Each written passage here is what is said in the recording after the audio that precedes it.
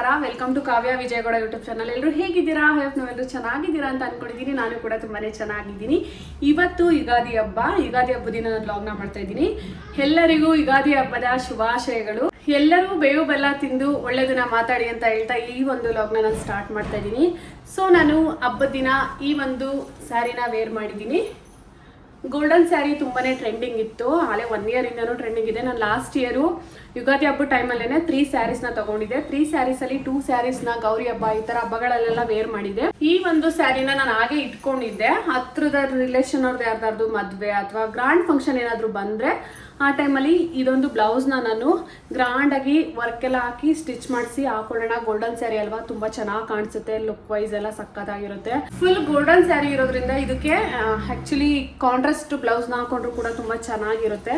So ಹಾಗಾಗಿ ಹಾಗೆ ಇಟ್ಟಿದ್ದೆ, ಯಾವುದಾದ್ರೂ ರಿಲೇಷನ್ ಫಂಕ್ಷನ್ಗೆ ಹೋದ್ರೆ ಹಾಕೊಳ್ಳೋಣ, ನೀಟಾಗಿ ಸ್ಟಿಚ್ ಮಾಡಿಸಿ. ಬಟ್ ಇವಾಗ ಬಿಡು ಇದನ್ನೇ ವೇರ್ ಮಾಡೋಣ ಅಂತ ಅನ್ಕೊಂಡೆ. ಇನ್ನ 3 ಸ್ಯಾರೀಸ್ ಇದೆ ವೇರ್ ಮಾಡದೆ ಇರೋದು, ಸ್ಟಿಚ್ ಮಾಡಿಸಿರೋದು ಬ್ಲೌಸ್ ಎಲ್ಲ. ಬಟ್ ಇದಕ್ಕಿನ್ನ ಬ್ಲೌಸ್ ಸ್ಟಿಚ್ ಮಾಡಿಸಿಲ್ಲ, ಯಾವ ಥರ ಮಾಡಿಸ್ಬೇಕಂತ ಗೊತ್ತಿಲ್ಲ. ಸೊ ಇನ್ನು ಬೇರೆ ಫಂಕ್ಷನ್ಗೆ ಹಾಕೋಣ ಅಂತ ಇಟ್ಟಿದ್ನಲ್ಲ. ಸೊ ಹಾಗಾಗಿ ಇವಾಗ ಬಿಡುವಾದಾಗ ಹಬ್ಬಕ್ಕೆ ಹಾಕೊಳ್ಳೋಣ ಅಂದ್ಬಿಟ್ಟು ಹಾಕೊಂಡೆ. ನನ್ನ ಹತ್ರ ರೆಡ್ ಬ್ಲೌಸ್ ಇತ್ತು ಸ್ಲೀವ್ಲೆಸ್ಸು, ಸೊ ಅದಕ್ಕೇನೆ ಮ್ಯಾಚ್ ಮಾಡಿ ಇವಾಗ ಹಾಕೊಂಡಿದ್ದೀನಿ. ನೆಕ್ಸ್ಟ್ ಟೈಮ್ ಏನಾದರೂ ವೇರ್ ಮಾಡಬೇಕಂತ ಅಂದರೆ ಇದಕ್ಕೆ ಕಾಂಟ್ರಾಸ್ಟು ಬ್ಲೌಸ್ನಾದರೂ ಸ್ಟಿಚ್ ಮಾಡಿಸ್ಕೊತೀನಿ, ವರ್ಕ್ ಮಾಡಿಸ್ಕೊಂಡು. ಇಲ್ಲ ಮನೆಯಲ್ಲಿ ಯಾವುದಾದ್ರೂ ಇದೆಯಾ ನೋಡ್ತೀನಿ ಇದಕ್ಕೆ ಮ್ಯಾಚ್ ಆಗೋವಂಥದ್ದು ಕಾಂಟ್ರಾಸ್ಟು. ಇಲ್ಲ ಅಂದರೆ ಇದ್ರದೇ ಬ್ಲೌಸ್ನ ತುಂಬ ಚೆನ್ನಾಗಿ ಹೊಲ್ಸ್ಕೊಳ್ಳೋಣ ಅಂತ ಇದ್ದೀನಿ. ಇದ್ರದೇ ಬ್ಲೌಸ್ ಆದರೆ ಅದರಲ್ಲೂ ಜರಿ ಬಂದಿರುತ್ತಲ್ಲ, ಅದಕ್ಕೆಲ್ಲ ವರ್ಕ್ ಹಾಕೋ ಅವಶ್ಯಕತೆ ಇಲ್ಲ ಅಂತ ಅನ್ಸುತ್ತೆ. ಸಿಂಪಲ್ ಬ್ಲೌಸ್ ಹೊಲ್ಸ್ಕೊಂಡ್ರೆ ಚೆನ್ನಾಗಿರುತ್ತೆ. ಫುಲ್ ಸ್ಯಾರಿ ಎಲ್ಲ ಜರಿ ಇದೆಯಲ್ಲ, ಸೊ ಅದೇ ರೀತಿ ಹೊಲ್ಸ್ಕೊಂಡ್ರೆ ಚೆನ್ನಾಗಿರುತ್ತೆ ಅಂತ ಅಂದ್ಕೊಂಡಿದ್ದೀನಿ. ಬಟ್ ಗೊತ್ತಿಲ್ಲ, ನೋಡೋಣ. ನೆಕ್ಸ್ಟ್ ವೇರ್ ಮಾಡಬೇಕಾದ್ರೆ ಯಾವ ಥರ ವೇರ್ ಮಾಡ್ತೀನಿ ಅನ್ನೋದು ಗೊತ್ತಿಲ್ಲ. ತೋರಿಸ್ತೀನಿ, ನೆಕ್ಸ್ಟ್ ವೇರ್ ಮಾಡಿದಾಗಲೂ ಕೂಡ ನಾನು ಲಾಗ್ ಮಾಡ್ತೀನಲ್ಲ ಅವಾಗ ತೋರಿಸ್ತೀನಿ. ಸೊ ಈ ಒಂದು ಸ್ಯಾರಿ ಈ ರೀತಿ ಇದೆ, ತುಂಬ ಗ್ರ್ಯಾಂಡ್ ಲುಕ್ ಕೊಡುತ್ತೆ. ಮದುವೆ ಫಂಕ್ಷನ್ ಈ ಥರದಕ್ಕೆಲ್ಲ ಅಂತೂ ಮಸ್ತ್ ಇರುತ್ತೆ ಅಂತಲೇ ಹೇಳ್ಬೋದು. ಸೊ ಇವಾಗ ಫುಲ್ ಸ್ಯಾರಿನ ತೋರಿಸ್ತೀನಿ. ಇವಾಗ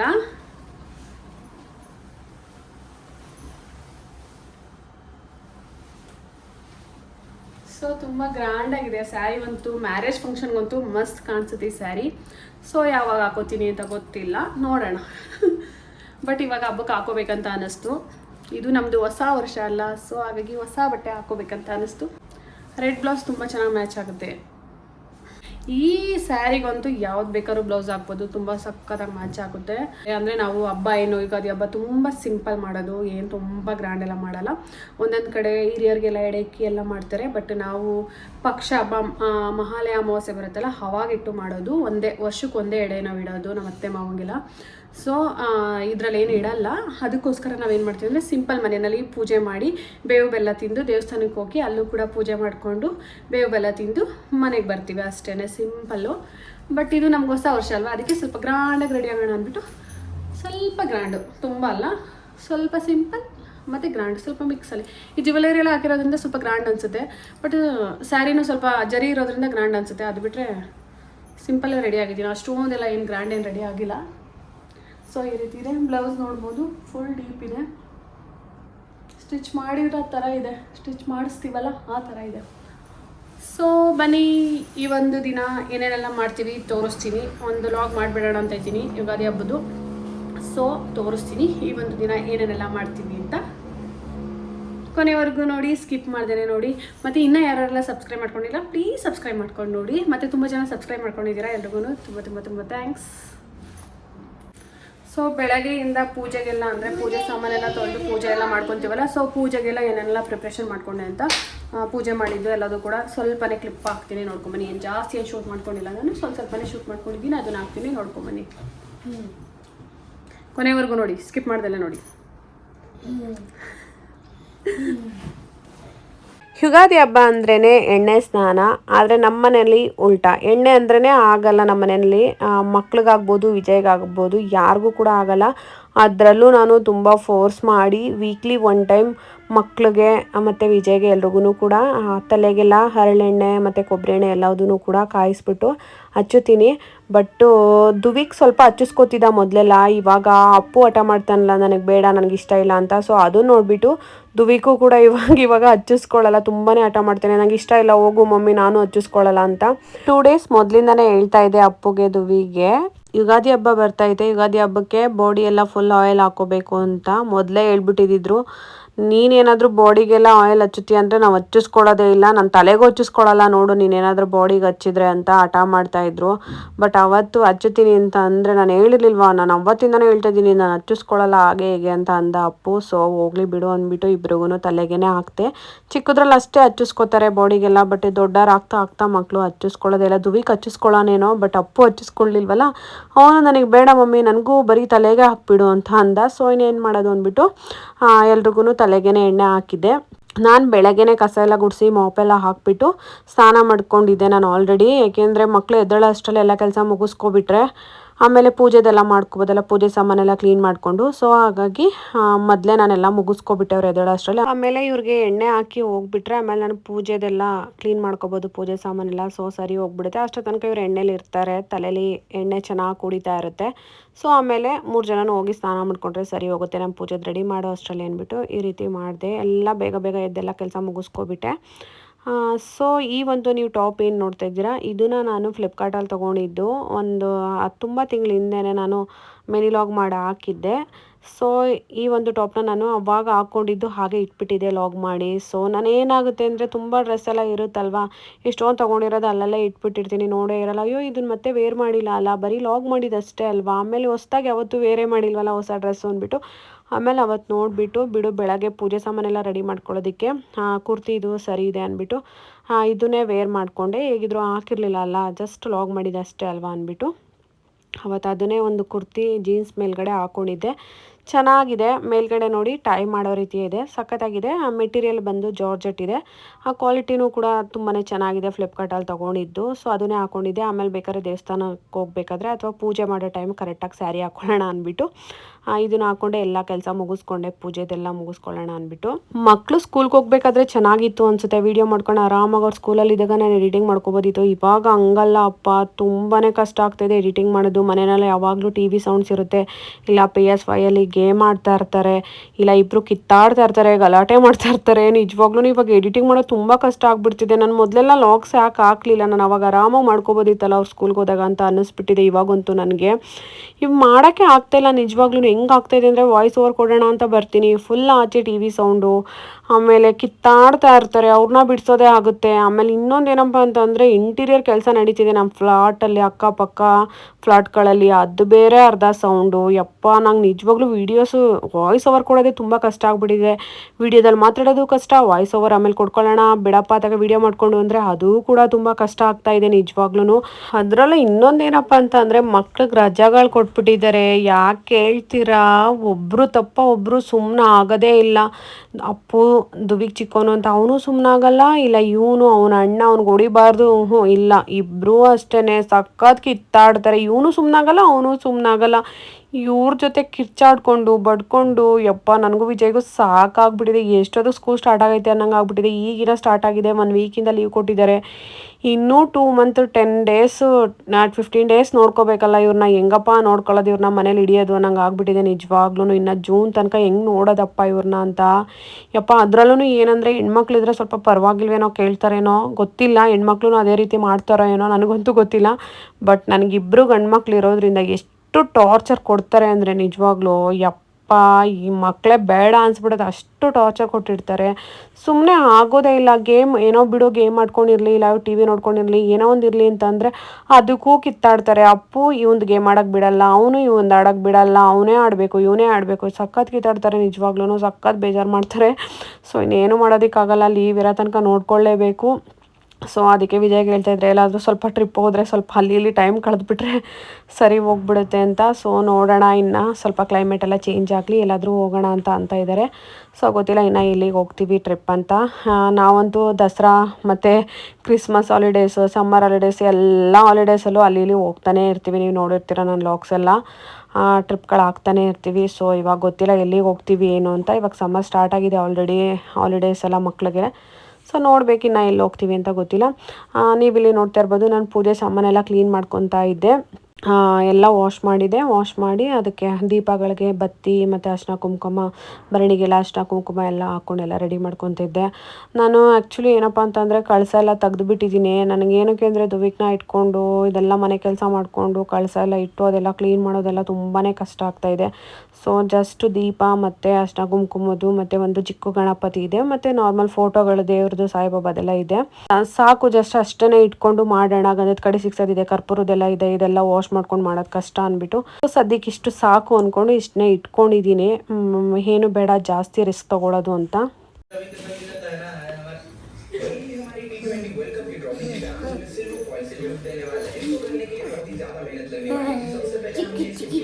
ಸ್ವಲ್ಪ ಮೇಲೆ ಬೇಡ ಬಿಡು, ಸಾಕು ಕುತ್ಕೋ, ಕಾಣಿಸುತ್ತೆ. ಈ ತರ ಚೆನ್ನಾಗಿರೋ ಎಲ್ಲ ಬಿಡಿಸಿಡು.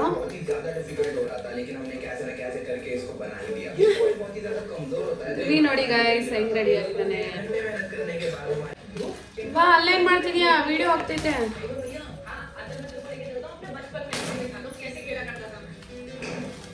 ಪೂಜೆಗೆಲ್ಲ ರೆಡಿ ಮಾಡಿಬಿಟ್ಟು ನಾನಿಲ್ಲಿ ಮಾವಿನೆಲ್ಲ ಬಿಡಿಸ್ತಾ ಇದ್ದೆ. ತೋರಣ ಮಾಡ್ಕೊಂಡಿರಲಿಲ್ಲ, ಸೊ ತೋರಣ ಮಾಡ್ಕೊಳ್ಳೋಣ ಅಂದ್ಬಿಟ್ಟು ಸ್ಯಾರಿ ಎಲ್ಲ ಹಾಕೊಂಬಂದು ಕುತ್ಕೊಂಡು ತೋರಣ ಎಲ್ಲ ರೆಡಿ ಮಾಡ್ತಾ ಇದ್ದೆ.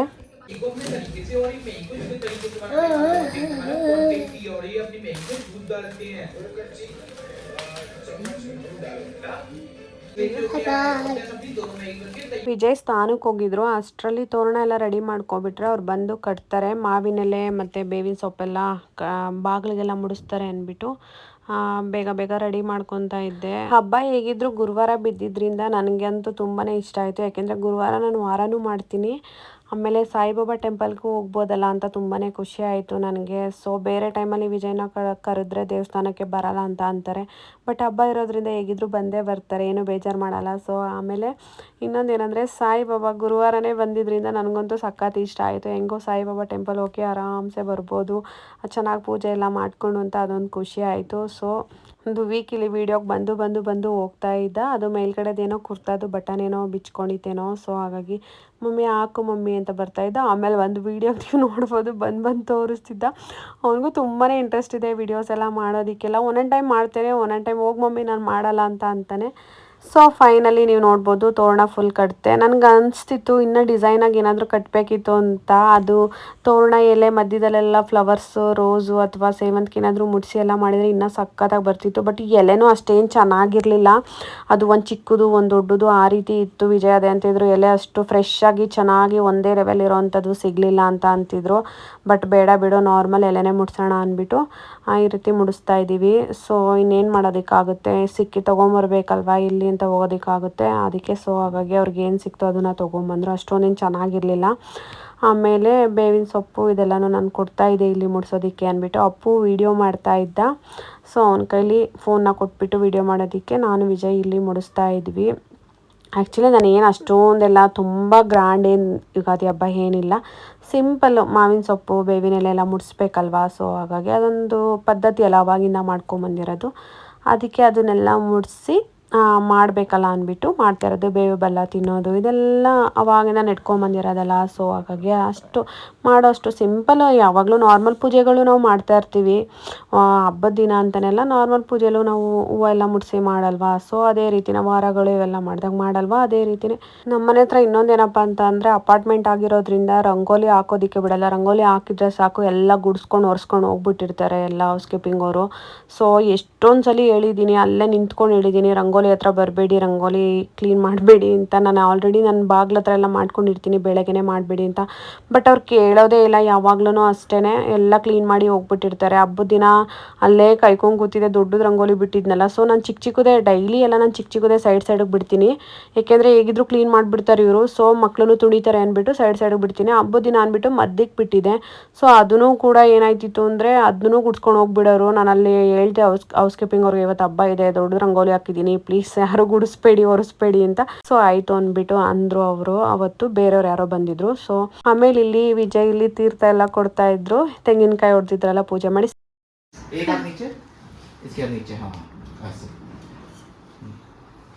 मामी करना फिर बाद में, ठीक है? हाँ ऐसे ತಲೆ बस बस ಸಾಕು. बस ಅವನಿಗೆ ಕೊಡು. ये लो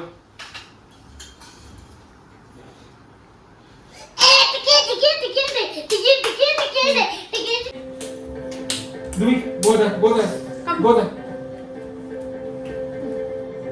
ದೇವಿ Take. Finish. ಬಾಳೆಲ್ಲ ಬೆಲ್ಲ ಆಗಿರ್ಲಿ ಓಕೆ ಸಿಹಿ ಜಾಸ್ತಿ ಇರ್ಲಿ ಕಹಿ ಕಮ್ಮಿ ಇರ್ಲಿ ಬೇವನು ಜಾಸ್ತಿ ಹಾಕಿದ್ಯಾ ಎಲ್ಲ ತೆಗಿ ಬರ ಸ್ವಲ್ಪ ತಿನ್ಲೇಬೇಕು ಕಹಿ ಮತ್ತೆ ಸಿಹಿ ಎರಡು ಇರಬೇಕು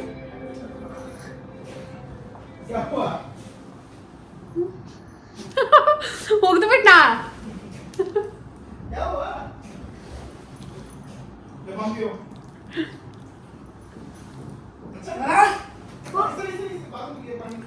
ಉಗಿಬಾರ್ದು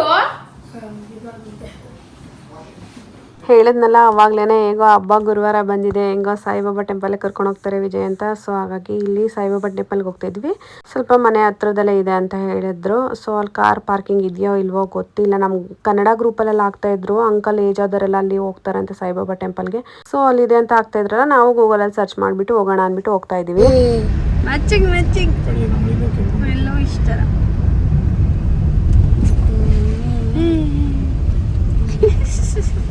ಅಲ್ಲಿ ನೋಡು ನನ್ನ ನೋಡು ಹೌದಾ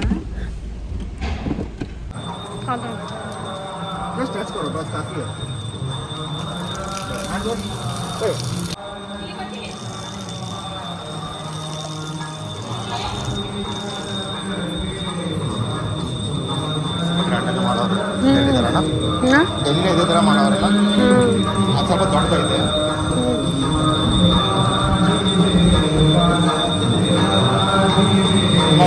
ಚೆನ್ನಾಗಿತ್ತಲ್ವಾ?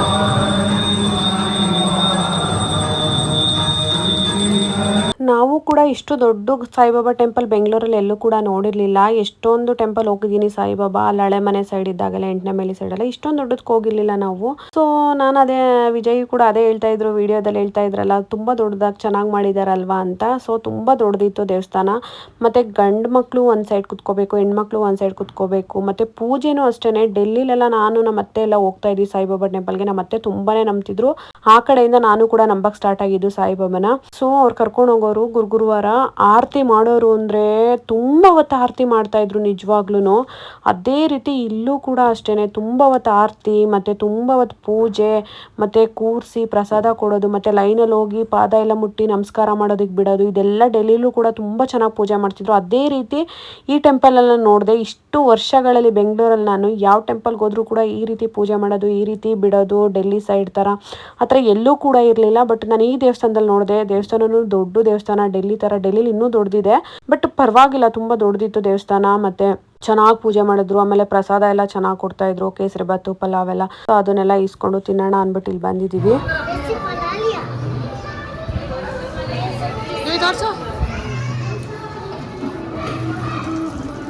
ನೋಡು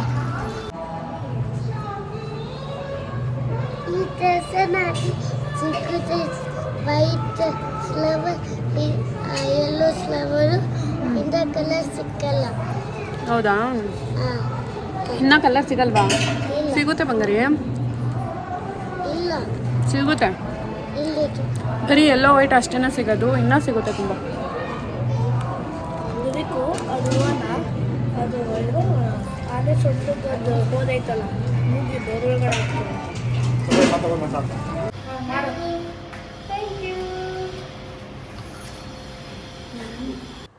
ಆಮೇಲೆ ದುವಿಕು ಹೂವು ತೊಗೊಂಬಂದಿದ್ನಲ್ಲ ಅದನ್ನು ಕೊಡ್ತಾ ಇದ್ದ. ನಾನು ಫಸ್ಟೇ ವೀಡಿಯೋ ಮಾಡ್ಕೋಬೇಕಿತ್ತು, ಬಟ್ ಕೊಟ್ಟ ಆ ಟೈಮ್ಗೆ ಸ್ಟಾರ್ಟ್ ಆಯಿತು ವೀಡಿಯೋ ಅಷ್ಟೇ. ವಿಜಯ್ ಅದೇ ಟೈಮಿಗೆ ಕರೆಕ್ಟಾಗಿ ಮಾಡಿದ್ರು, ಬಟ್ ಇನ್ನು ಮುಂದೆನೇ ಸ್ಟಾರ್ಟ್ ಮಾಡಬೇಕಿತ್ತು ಅಂತ ಅನ್ನಿಸ್ತು.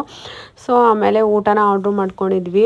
ಇನ್ನೊಂದು ಹೇಳ್ಬಿಡ್ತೀನಿ, ನಮ್ಮ ಮನೆಯಲ್ಲಿ ಹೋಳಿಗೆ ಒಬ್ಬಟ್ಟು ಎಷ್ಟೋ ಜನ ಅನ್ಕೋತೀರಾ ಒಬ್ಬಟ್ಟು ಮಾಡ್ಬೋದಿತ್ತಲ್ವ ಮನೆಯಲ್ಲೇ ಅಂತ. ಬಟ್ ನಮ್ಮ ಮನೆಯಲ್ಲಿ ಸ್ವೀಟ್ಸ್ ಯಾರೂ ತಿನ್ನಲ್ಲ, ಮತ್ತು ಅದರಲ್ಲೂ ಒಬ್ಬಟ್ಟು ಜಾಸ್ತಿ ತಿನ್ನಲ್ಲ. ತಿಂದರೆ ಒಂದೊಂದು ತಿಂತಾರೆ. ವಿಜಯ್ ಏನಂತ ಅಂದರು, ನಾವು ತಿನ್ನೋದೇ ಒಂದೊಂದು ಒಬ್ಬಟ್ಟು, ಅದರಲ್ಲಿ ನೀನು ಯಾಕೆ ಅಷ್ಟೊಂದು ಕಷ್ಟಪಡ್ತೀಯ, ಬೆಳಗ್ಗೆ ಎದ್ದು ಅದೆಲ್ಲ ಒತ್ತಿ ಅದೆಲ್ಲ ಯಾಕೆ ಮಾಡ್ತೀಯ, ಬೇಕಾದರೆ ನಾನು ಆನ್ಲೈನ್ ಬುಕ್ ಮಾಡ್ತೀನಿ ಒಬ್ಬಟ್ಟನ್ನ, ತಿನ್ಕೊಳ್ಳಿವಂತೆ ಬಿಡು, ನಾನು ಒಂದೊಂದು ತಿಂತೀನಿ, ನೀನು ಒಂದೊಂದು ತಿನ್ನಿವಂತೆ. ತಿನ್ನೋದೇ ನಾವು, ಮಕ್ಳು ತಿನ್ನಲ್ಲ ಒಬ್ಬಟ್ಟು. ದುವಿಗೆ ತಿಂದರೆ ಸ್ವಲ್ಪ ತಿನ್ಬೋದು, ಅಪ್ಪಗಂತೂ ಇಷ್ಟನೇ ಇಲ್ಲ ಸ್ವೀಟ್ಸ್ ಎಲ್ಲ.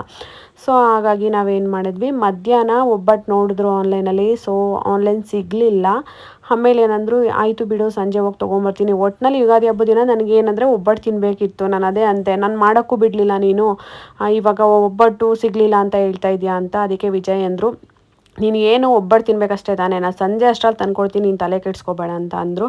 ಆಮೇಲೆ ಚೋಲೆ ಭಟೂರ ಅವ್ರಿಗಂತೂ ವಿಜಯ್ಗೆ ತುಂಬಾ ಇಷ್ಟ.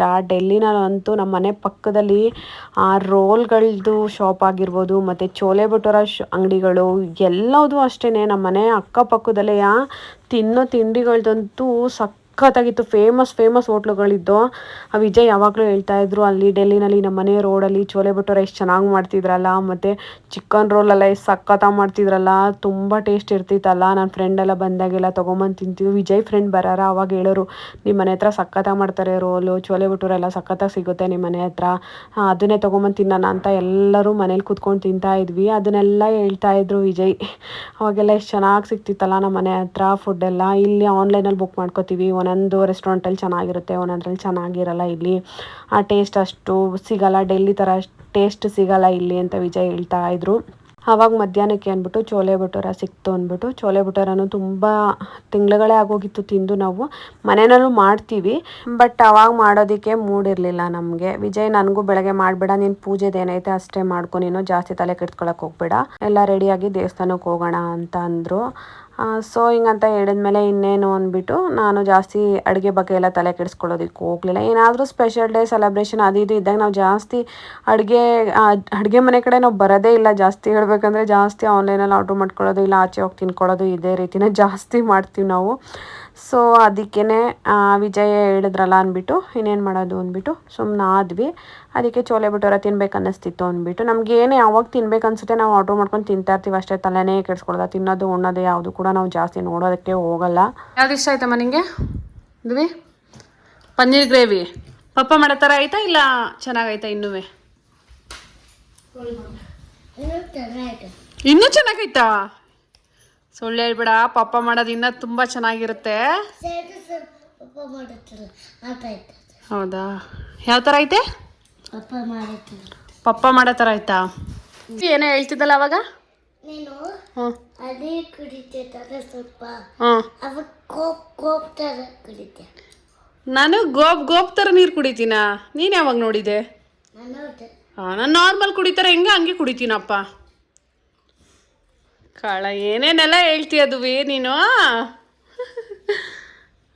ಮಧ್ಯಾಹ್ನದ್ದು ಸ್ವಲ್ಪ ಗ್ರೇವಿ, ಪನ್ನೀರ್ ಗ್ರೇವಿ ಮತ್ತು ಚೋಲೆ ಎಲ್ಲ ಉಳ್ಕೊಂಡಿತ್ತು.